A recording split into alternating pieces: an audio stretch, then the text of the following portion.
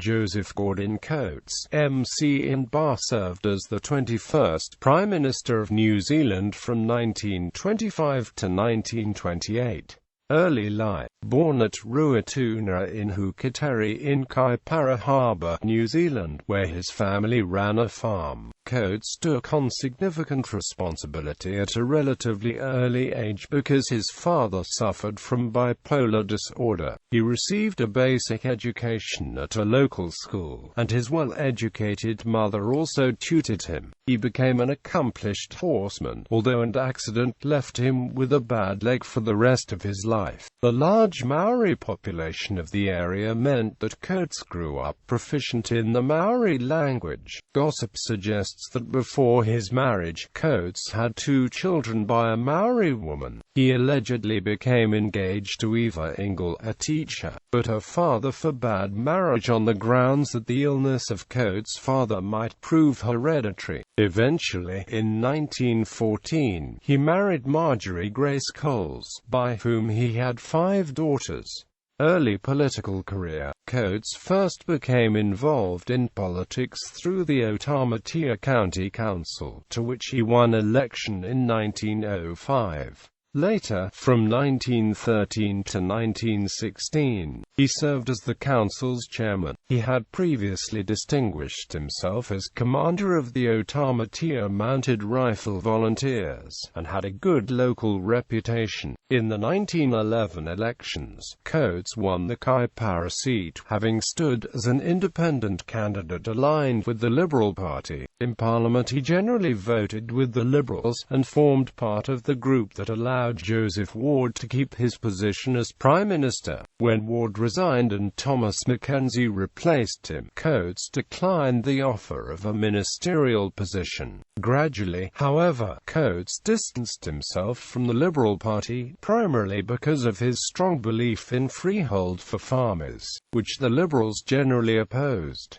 Coates had developed this belief due to his own experience with leasehold on his family's farm. When a vote of no confidence took place in 1912, Coates voted against the Liberals, helping the opposition Reform Party come to power. By 1914, Coates had formally joined Reform. He did not, however, act as a particularly partisan member, and made friends with politicians of many different political shades. His political activities focused primarily on improving services for the far north. At the outbreak of World War I, Coates attempted to enlist for active service, but the Prime Minister, William Massey, dissuaded him from doing so.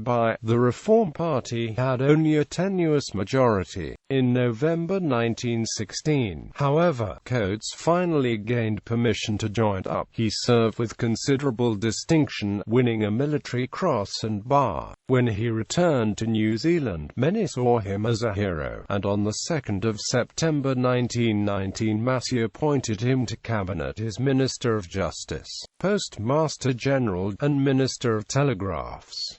He later became Minister of Public Works and Minister of Railways. From March 1921, Coates served as Minister of Native Affairs, where his knowledge of Maori proved a useful asset. He became a friend of Api Rananata, and worked with him to help address Maori concerns. Premiership.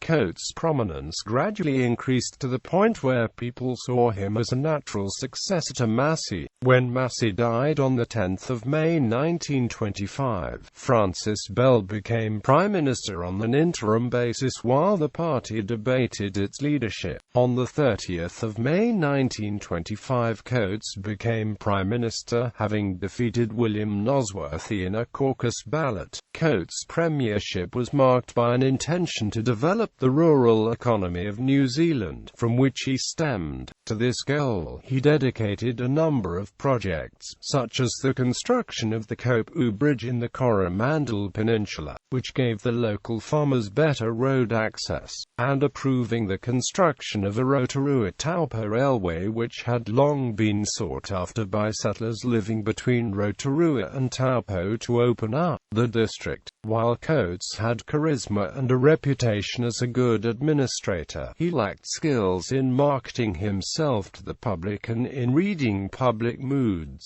He retained most of Massey's cabinet, despite a strong wish from the public for fresh faces. His pragmatic, rather than partisan, approach to political problems alienated some of his supporters, who wished to see a strong conservative line. Increasingly, his lack of an overriding vision for New Zealand became seen as a flaw. As a minister, he had had the opportunity of focusing on particular projects, but as Prime Minister, people expected him to take a big-picture perspective, and he appears to have found this difficult. In the 1925 general election, Reform won a considerable victory, but this probably owed more to the organisation of Albert Davey and to the chaotic state of the Liberal Party. As the Great Depression loomed and New Zealand's economy began to deteriorate, Coates and the Reform Party attracted considerable criticism. Some critics condemned certain measures taken to stave off depression as socialist, and Albert Davey departed the party to help establish a liberal revival known as the United Party. In the 1928 general election, Reform and United Party won an equal number of parliamentary seats. With the backing of the Labour Party, United formed a government, and Coates lost the premiership coalition. In 1931, the Labour Party withdrew its support from United, protesting about various economic measures which it regarded as hostile to workers. Coates and the Reform Party subsequently agreed to form a coalition with United, preventing a general election in which Labour might have made significant gains. United's leader, George Forbes, remained Prime Minister, but Coates and his Reform Party colleagues gained a number of significant posts. William Downey Stewart Jr., Coates' colleague, became Minister of Finance. In the 1931 general election, the United Reform Coalition remained in power, although Labour increased its share of the vote. Economic problems persisted, however, and unemployment continued to rise.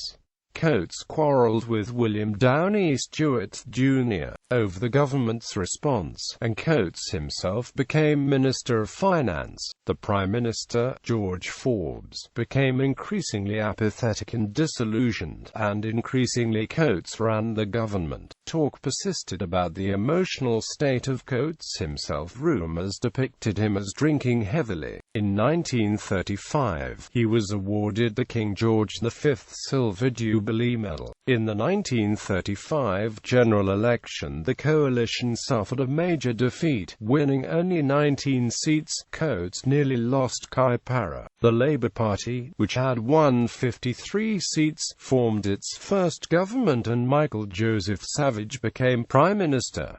Later political career. After the defeat of the coalition government, Coates withdrew from public attention to a large extent. He experienced a period of financial difficulty resulting from the sudden loss of income, but his situation improved when a group of friends presented him with a large sum of money as thanks for his long service. When United and Reform merged to establish the National Party in May 1936, Coates sat as a national MP. Some of his supporters urged him to seek the party's leadership, but others within the party believed that both Coates and Forbes remained too closely associated with the country's economic problems, and that the new party needed fresh faces. Forbes supported Charles Wilkinson for the leadership, but Coates and his supporters rejected this choice, going so far as to threaten a re-establishment of the Reform Party if it went through. Eventually, Adam Hamilton, a former Reform member, won the leadership ballot by 1 vote. With the outbreak of World War II, the Labour government invited both Coates and Adam Hamilton to join a special war cabinet. Their acceptance created a rift between them and the National Party colleagues. The party replaced Hamilton as leader over the issue, and relations between Coates and the new leader, Sidney Holland, deteriorated. Coates strongly believed partisanship misplaced during the war, and attempted to convince both Labour and National to work together. He expressed pleasure when the two parties established a joint war administration, with the War Cabinet serving as its executive body. The War administration quickly collapsed, with National choosing to resign. Coates and Adam Hamilton openly criticised National's decision, and the day after the resignation became effective, they rejoined the War Cabinet on the invitation by the Prime Minister, Peter Fraser. Coates thus became an independent, and he decided that he would contest the next election as an independent National candidate, not as the National Party's officially nominated candidate.